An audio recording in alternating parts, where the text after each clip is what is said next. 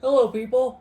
This is the iPad Air 2 if it decides to wake up. And honestly, I think that this is one of the most insane things Apple has ever built. It's for one simple reason it's way too freaking thin. So here's the side profile. On the left is an iPad Air 1. You can see the two rows of speaker grills. That is 7.5 millimeters thin. On the right, you can see the gold iPad, right? The first for any iPad in the iPad Air 2. Yeah, 6.1. So 20% thinner. So thin is the theme here for iPad Air 2, which is weird because I don't hear people ever complaining about the iPad Air 1 being thick, and it's already 7.5 millimeters thin. This is 6.1 millimeters thin. They both have 10 hours of battery life, which, gives me pause because imagine if the iPad Air 2 has this big of a body. Couldn't it get, a better battery life? Maybe even like 12 or 14 hours? Who knows? But you're giving up 20% of the volume for what reason exactly? And, with the much more powerful 8X chip, the A7 is actually slightly underpowered in the iPad Air. Now they went back to the X chip, right? Maybe we could squeeze more performance out of a bigger, better thermal chassis. Who knows? But thinness is what they went with, and in order to achieve the thinness, even though nobody complained about the iPad Air 1's thickness, they had to make design decisions to make such a thin device possible. So while the iPad Air 1 threatens to go to sleep on me, let's take a look at one of the very first things that they did. So there's this thing called display lamination. So in every display, there's a display glass, and then underneath there's the actual display with the polarizer, with the subpixels, with the touch layer. Now, in the iPad Air 1, if I unlock it and I show you, I have to tilt it at this angle, you can see here. So let me just focus here. And see that there is a bit of a gap between the actual display area, the actual active display area, and you have to kind of tilt it very dramatically to see it very clearly, and the glass. So there's a bit of a distance here. On the iPad Air 2, they've eliminated it by using a process called display lamination. So they've eliminated the gap between the display and the glass. So you can see it's basically underneath my finger. Whereas on the iPad Air 1, if I tilt the display, you can see that there's a bit of a gap. So they eliminated this air gap, and again, it has the additional benefit of not having any display refractions because, yeah, sure, there's a tiny air gap, but there are display refractions. You can see that, the display slightly away from my finger. It gets this visual effect. And, it's not just a visual effect, it's also a real phenomenon because literally the display is further back from the display glass than in the iPad Air 2. So it eliminates display refractions and overall makes a thinner display. And it just looks better because it no longer has a gap between the pixels and the display glass. So they're able to minimize that and make it a lot thinner by just, ironically, in an iPad Air, they removed the air. So that's what they did for the iPad Air 2, which is, really nice. But again, you could have made a thicker chassis to put a bigger battery in there. So that's number one. Number two is that you can see the home button. They introduced, yes, that's right, Touch ID. And yeah, I don't know why this thing came out after the iPhone 5S, which had Touch ID.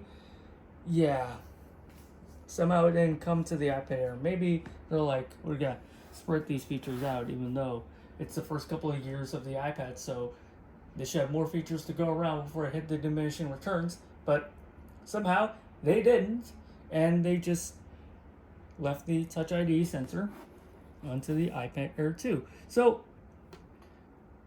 let's take a look at Touch ID, shall we? So let's go to Touch ID and passcode, and you can, create your own fingerprint. Of course, right, it requires a passcode, but I'm just going to show you what Touch ID looks like on the iPad, because there's a portrait mode, right, that you've already seen on the iPhone. If you've not seen it on the iPhone, go check out my iPhone 5S video. There's a card here. Now, let's take a look at the iPad version of Touch ID. So I'm going to go add fingerprint.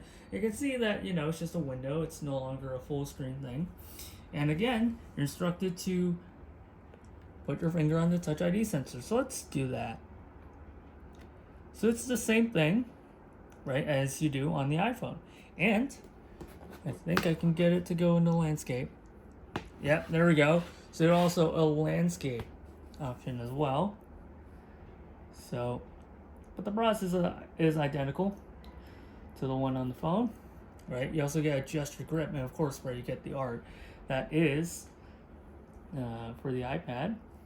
But it's curious that they chose a black iPad for this instead of a gold iPad. And of course, right, it's done just like the iPhone. Hit continue, and of course, right, I can set passcode, so look away while I'm saying a passcode. Okay, so now, of course, on iPad you get the landscape lock screen as well, which even the 6 Plus does not have.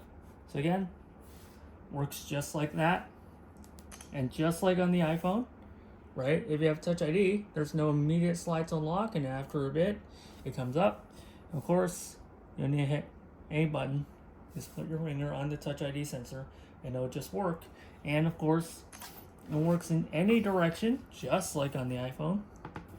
So if I tilt it back to portrait here, and I just put my finger on it, it just works, just like on the iPhone. So that's fantastic. A lot more convenient. I don't know why they didn't do it on the original iPad Air. I still don't know why they didn't do it then, but at least they have it now, which is a lot better.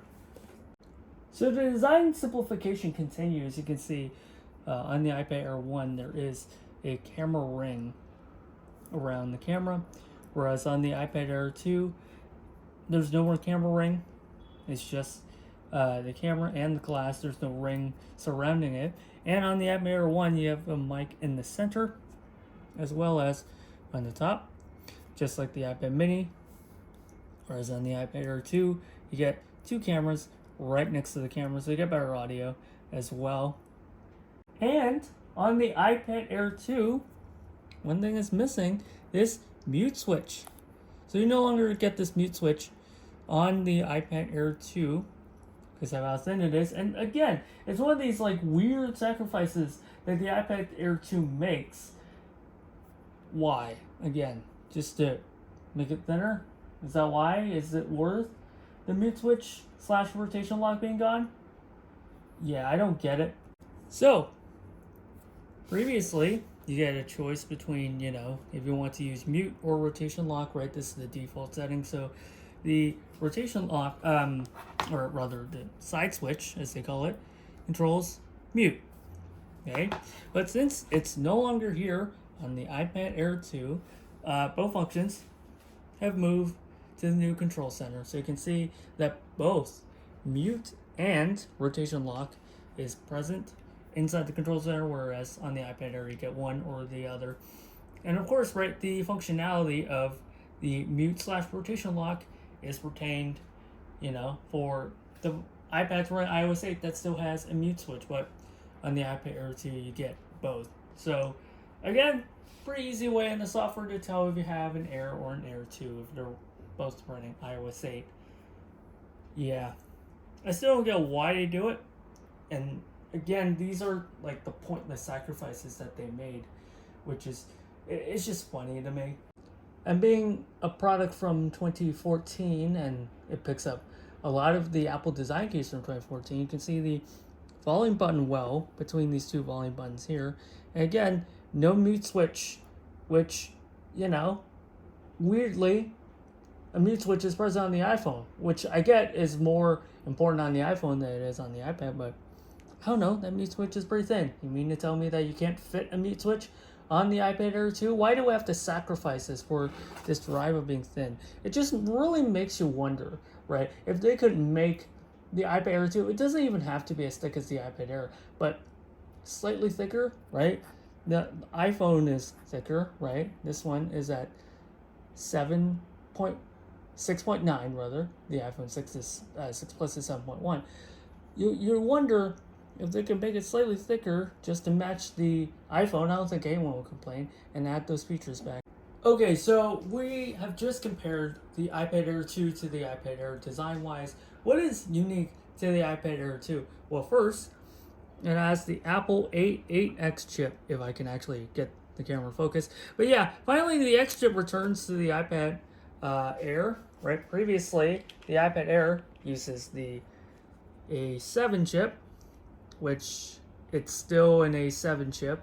It's overclocked, but it's still underpowered. The 8X chip has a triple core processor, and of course it's twice as fast. The previous iPad Air kind of chugged along, which didn't help its longevity. In fact, it stopped support on iOS 12, whereas the iPad Air 2 is legendary in that it got up to iPadOS 15, which is 8, 9, 10, 11, 12, 13, 14, 15, 8 major versions. So massive props. Again, triple core processors, and finally a return after a 1-year gap, right? So the first time in 2 years of the iPad only X processor, triple cores, right? And it has more RAM. In fact, it's double the RAM of the iPad Air 1. In fact, it is 2 gigabytes of RAM instead of 1 gigabyte of RAM, which is, a lot faster. Whereas on iOS 8, it does not have a lot of features that take advantage of the hardware, but you get double the RAM, you get the 8X chip, which really helps its longevity and helped new features in iOS 9, where you get split view and all that, but that is a story for another time. But it's a lot of power that's been underutilized, and that's the story of the iPad Air 2, really. And of course, a couple of nice things that I'm not sure why people even need, like slow-mo. It finally works with slow-mo now, so that's great. I don't know why you would care about this, but you finally got it now. And of course, you get a thinner, lighter design, right? You get slightly better display. But that's really it. It's pretty iterative.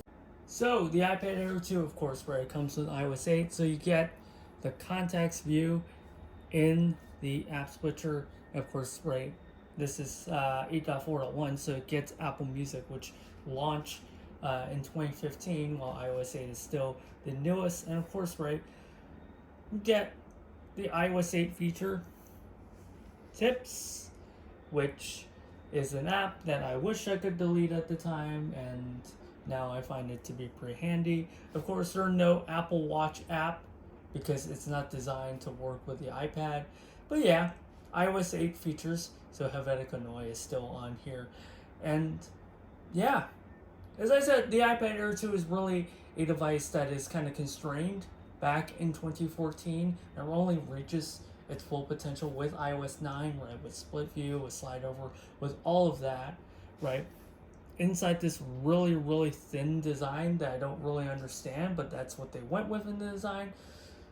But for better or worse, this is what we end up with. So I really enjoyed this video. I hope you enjoyed a look at, I think, a very weird iPad, both in design decision and just the little software decisions that they've chosen not to include with iOS 8.